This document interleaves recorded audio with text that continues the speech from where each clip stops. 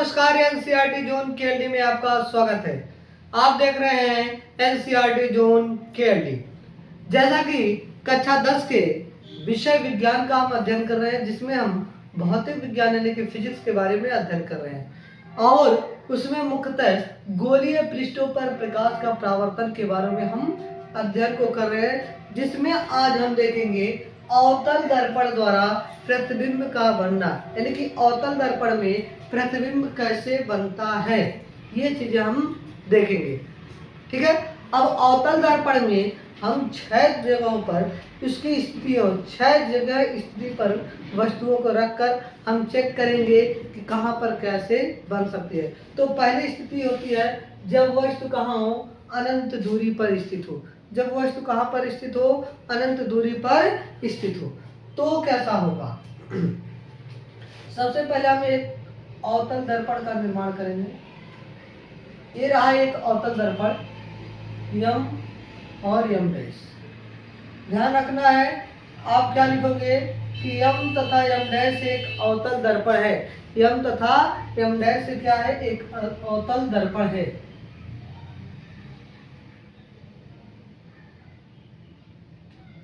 ठीक, हमने इसको क्या कर दिया, यम डैश। हमने लिखा कि यम तथा यम डैश एक अवतल दर्पण है जिसका ध्रुव P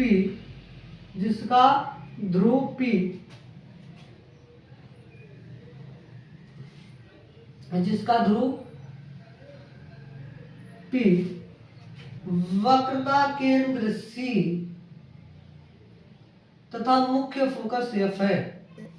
हमने क्या कहा कि एक अवतल दर्पण यम डैश है जिसका ध्रुव P, मुख्य फोकस F, वक्रता केंद्र C है। ठीक है। इससे अनंत दूरी पर एक वस्तु रखा गया है, एक वस्तु AB रखा गया है। दर्पण से अनंत दूरी पर एक वस्तु AB रखा गया है। ठीक है। वस्तु के शीर्ष A से, मुख्य फोकस से, वस्तु के शीर्ष A से क्या किया जा रहा है, मुख्य फोकस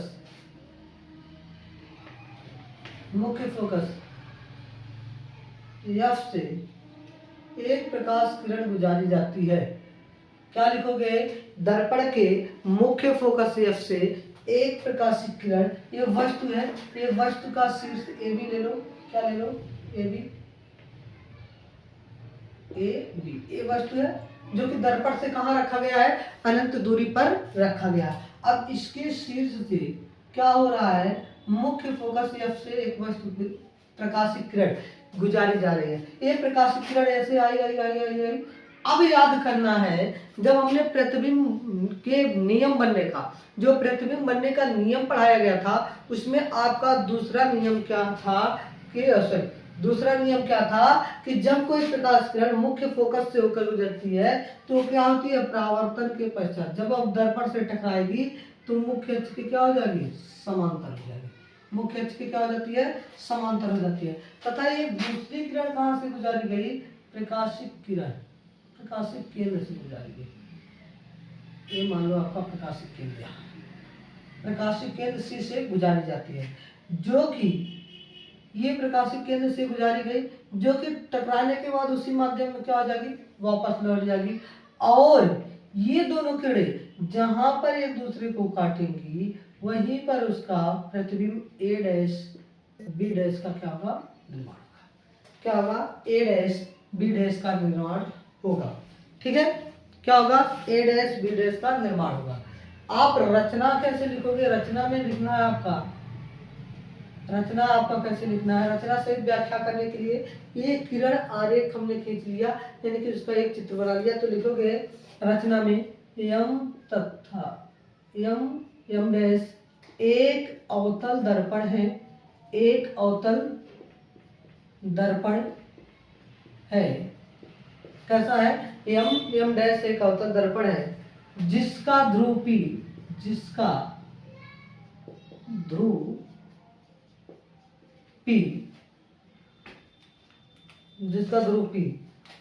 वक्रता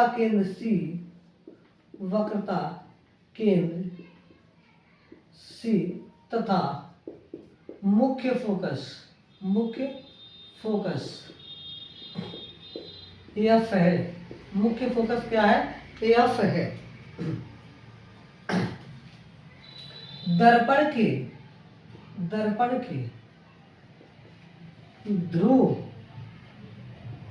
से अनंत दूरी पर मुख्य अक्ष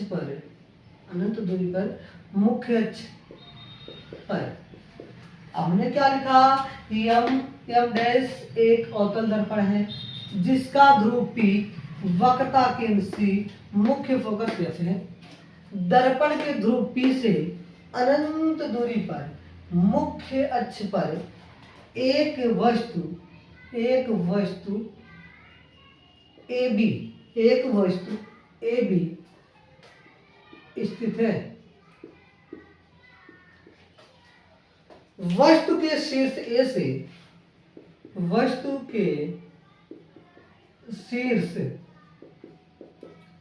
से ये वस्तु का शीर्ष A है, यहां से वस्तु के शीर्ष A से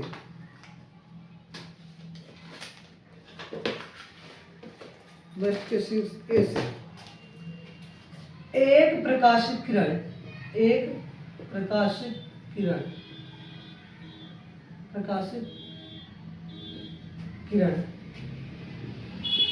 मुख्य फोकस से गुजारा जाता है। मुख्य फोकस से होकर चलती है। मुख्य फोकस से होकर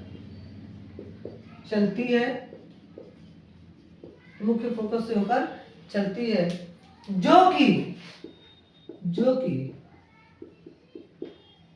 अपवर्तन के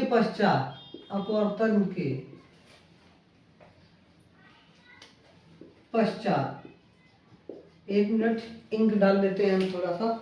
अपवर्तन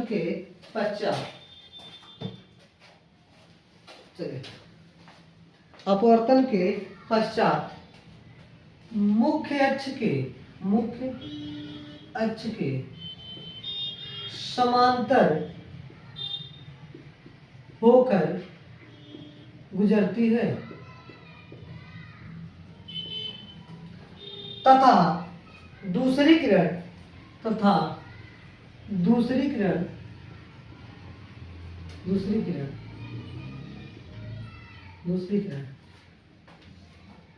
प्रकाशित केंद्र से दूसरी किरण वक्रता केंद्र से गुजारा जाता है जो अपवर्तन के पश्चात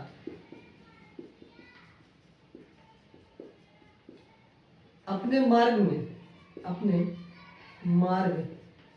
में वापस लौट जाती है। ये आई एक तो प्रकाशित मुख्य फोकस से गुजरी टकरा के मुख्य अक्ष के समांतर हो गया। दूसरा वक्रता केंद्र से गए, टकराए उसी माध्यम में वापस लौट गए। ठीक है, यहां तक हमने लिख लिया। अब ये दोनों किरणें, अतः यह दोनों किरणें एक दूसरे को A डैश पर काटती है जहां पर वस्तु AB का प्रतिबिंब A डैश B डैश का निर्माण होता है। ठीक है, ये हो गया आपका रचना। ये क्या हो गया आपका रचना। अब प्रतिबिंब की स्थिति क्या है? प्रतिबिंब की स्थिति क्या होती है ये देखिए, यही आपका इंपॉर्टेंट है। प्रतिबिंब की स्थिति क्या होगी? लिखोगे क्या? जब वस्तु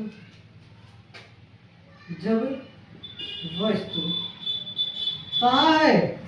अनंत दूरी पर स्थित हो, अनंत दूरी पर स्थित हो तो वस्तु का प्रतिबिंब, वस्तु का प्रतिबिंब कैसा है? ये दोनों किरणें एक दूसरे को वास्तव में काट रही हैं, यानी कि ये वास्तविक प्रतिबिंब बन रहा है। तो वस्तु का प्रतिबिंब वास्तविक है, वास्तविक, और वास्तविक है तो क्या होगा? उल्टा। वास्तविक कामा उल्टा है। वस्तु से छोटा है कि बड़ा है? तो वस्तु से छोटा। वस्तु से छोटा। दर्पण की ओर, किधर? दर्पण की ओर, क्या कह सकते हो? वस्तु से छोटा। दर्पण के ये फोकस है, फोकस तल, दर्पण के फोकस तल पर प्राप्त होता है। ठीक है, ये आपका निकल कर आया। इसका वस्तु की स्थिति कैसी है? तो अगर आपसे प्रश्न पूछ लिया जाए कि अवतल दर्पण में जब वस्तु अनंत पर स्थित है, जब वस्तु कहाँ पर स्थित है? अनंत पर स्थित है, तो इसका प्रतिबिंब कैसा और कहाँ प्राप्त होगा? तो उसका प्रतिबिंब कैसा होगा? अवास्तविक होगा, उल्टा होगा, वस्तु से छोटा होगा, दर्पण के फोकस तल पर प्राप्त होगा। कहाँ प्राप्त होगा? दर्पण के फोकस तल पर प्राप्त होगा। ठीक है, तो ये आप एक बार स्क्रीनशॉट ले लीजिए, फिर हम देखते हैं। ठीक है, तो आप आशा करते हैं कि स्क्रीनशॉट ले लिए हैं। कल हम स्थिति नंबर 2 का अध्ययन करेंगे। तो आपको कैसे लगी ये वीडियो एक बार कमेंट करके जरूर बताएं। चैनल को सब्सक्राइब करना ना भूलें। धन्यवाद।